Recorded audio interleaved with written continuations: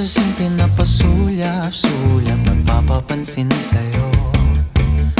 Umabot sa palitan ng mga mensahe, kilig na kilig ako.